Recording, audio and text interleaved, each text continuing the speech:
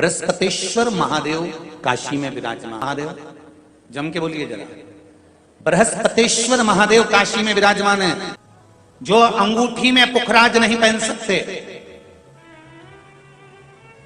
जिनकी भाग्य रेखा उल्टी चल रही हो, बृहस्पति चमक ही नहीं रहा हो, जिस काम में हाथ डालते हैं वो काम पूरा ही नहीं होता हो, तो एक बार काशी जाना, बृहस्पतेश्वर महादेव का स्पर्श करना, उनका अभिषेक पूजन करना और उनका स्पर्श कर एक बेलपत्र ब्राह्मण देवता से मांग कर लेकर जाना कि इन बृहस्पतेश्वर महादेव से मुझे एक बेलपत्र दे दो।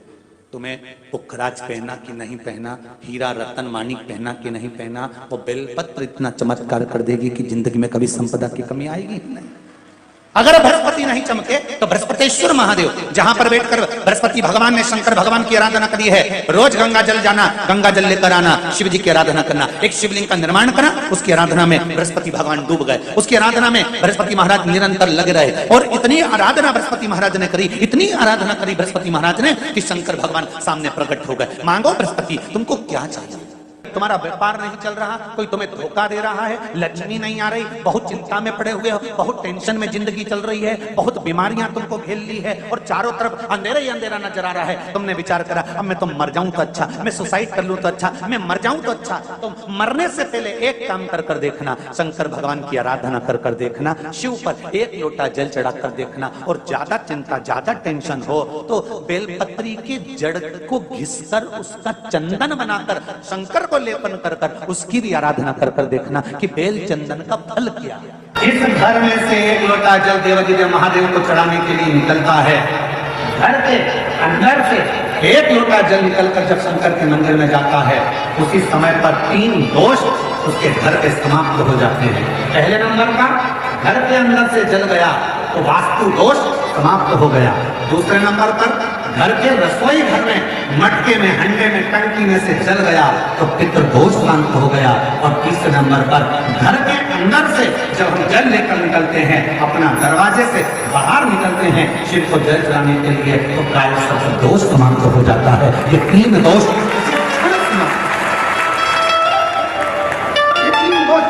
समाप्त हो जाते हैं। ये 3 दोष अपने आप उसी क्षण समाप्त हो जाते हैं। कोई तुमसे कहे कि तेरे घर में वास्तु दोष है, तुम्हारी बाथरूम गलत बनी है, सीढ़ियां गलत बनी है, छत गड़बड़ हो गई, सीढ़ियां गड़बड़ हो गई, ये गड़बड़ हो गया, वो गड़बड़ हो गया। लोग कह रहे तुमसे कि तुम ये गड़बड़ है, वो गड़बड़ है, वो गड़बड़ है, उससे कह देना सारा गड़बड़ भले हो पर मुझे पूर्ण भरोसा है जब एक लोटा जल लेकर मैं शंकर जी के मंदिर में जाऊंगी तो सारे दोष अपने आप मिट जाएंगे।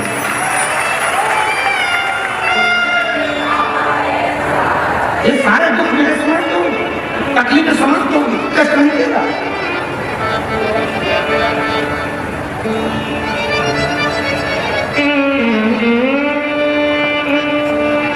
तो दुख समाप्त, तो कष्ट नहीं देगा, तो तकलीफ नहीं देगा। जब हम जाएंगे भगवान की शरणागति में, शिव के चरणों की ओर, भगवान शंकर की शरणागति की ओर, दुख नहीं देगा। भगवान शंकर उस कष्ट को मिटाएंगे, उपासना का फल मिलता है। भगवान शंकर की उपासना का फल जहर विष शिव के कंठ पर गया। मेरी माता जगत जननी जगदम्बा अम्बा महारानी को मालूम पड़ा, माँ दुर्गा भवानी को मालूम पड़ा कि कंठ में विष आ गया, कंठ में विष।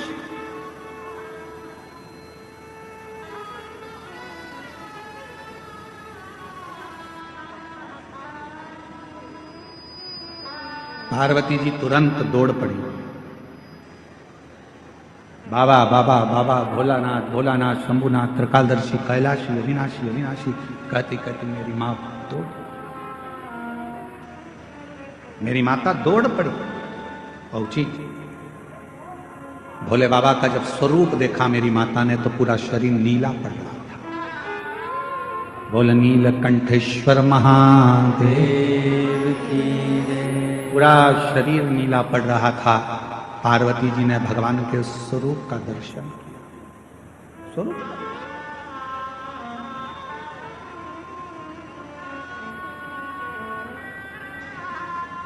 पार्वती जी ने चीख कर आवाज लगाई, ब्रह्मदेव भगवान विष्णु आकर खड़े हो गए। ब्रह्मदेव और भगवान विष्णु आकर खड़े हो गए। आद्य शक्ति मां दुर्गा भवानी का जो स्वरूप देखा तो गुस्से में लाल थी, क्रोध आ रहा था, नेत्र ज्वाला लाल थी, भयंकर। जब नेत्र ज्वाला लाल थी तो उनको देखकर आश्चर्य में पड़ गए भगवान स्वयं ब्रह्मा और विष्णु स्वयं।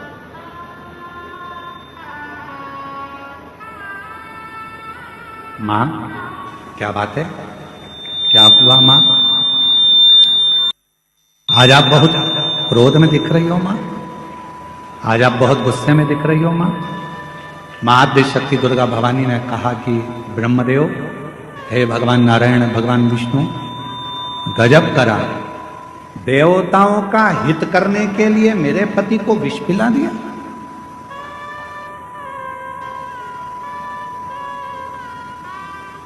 देवताओं का हित करना था तो मेरे पति को विष।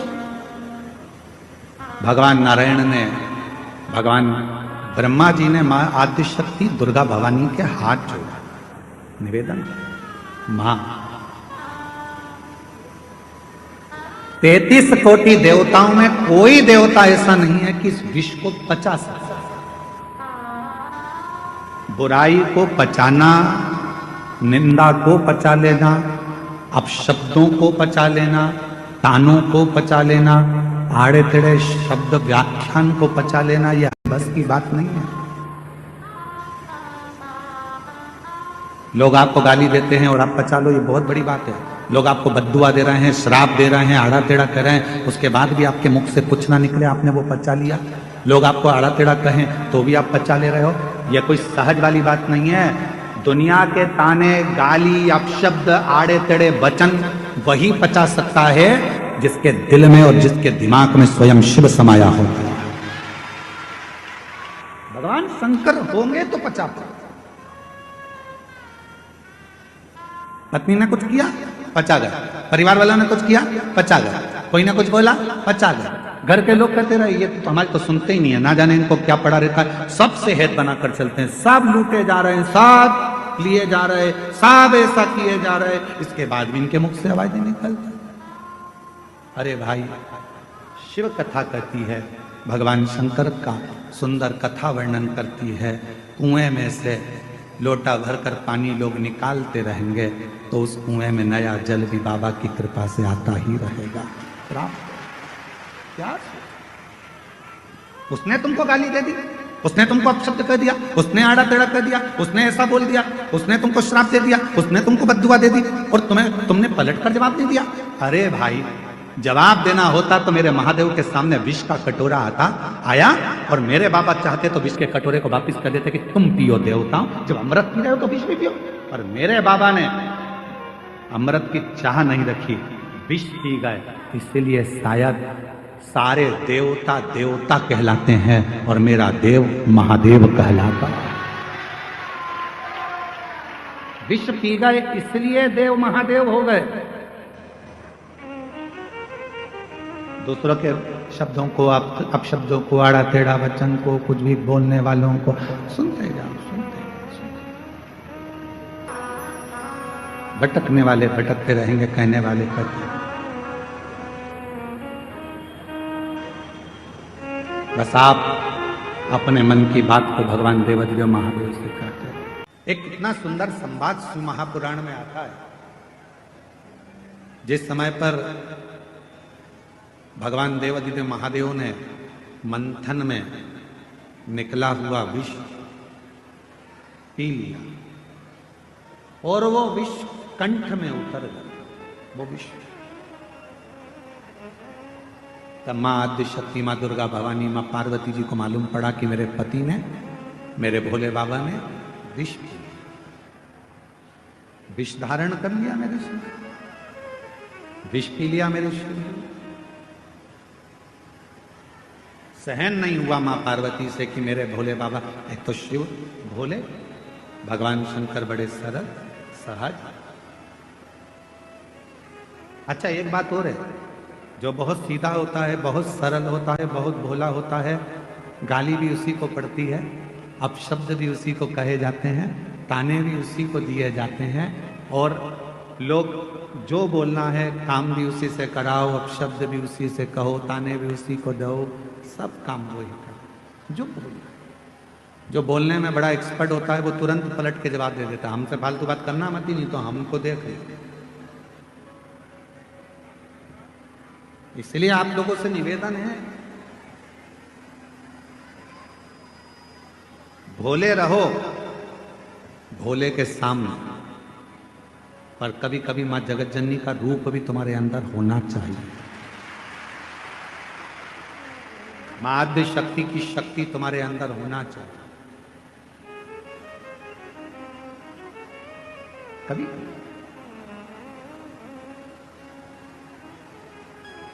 मंदिर जा रहे हो, शिवालय जा रहे हो, पूजन करने जा रहे हो, कोई आपको अगर पलट कर अपशब्द कह रहा है तो उसको जवाब देने की जवाबदारी आपकी,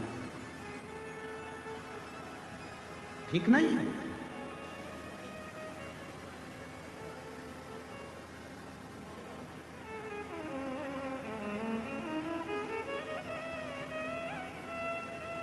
हम एक जगह पर सुन रहे थे तो किसी ने एक बात कही कि भगवान शंकर को पाने के लिए भोला होना पड़ता।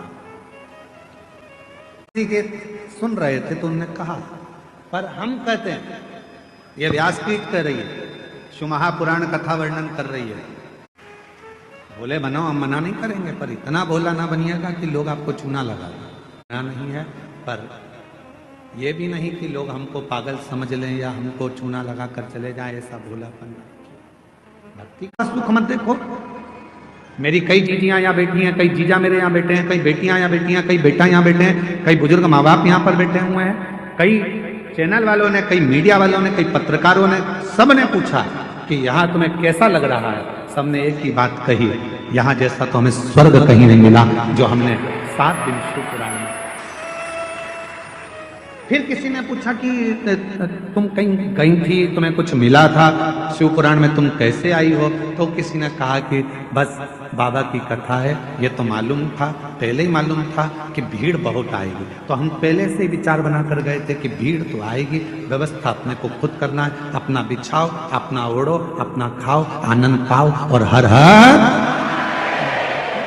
पर जो शिव महापुराण की कथा में, जो कुबेरेश्वर धाम से, ये कुबेर भंडारी की भूमि से ये शिव महापुराण की कथा जब किसी नगर में, किसी गांव में, किसी क्षेत्र में, किसी खेड़े में, किसी कॉलोनी में, किसी सोसाइटी में, ये कुबेरेश्वर बाबा की ये पोथी जब कुबेर धाम से चलती है, सीहोर से चलती है, कुबेरेश्वर बाबा के दरवाजे से चलती है, तो ये लेने नहीं, तुम्हारे पास में देने के लिए आती है भंडार भागी।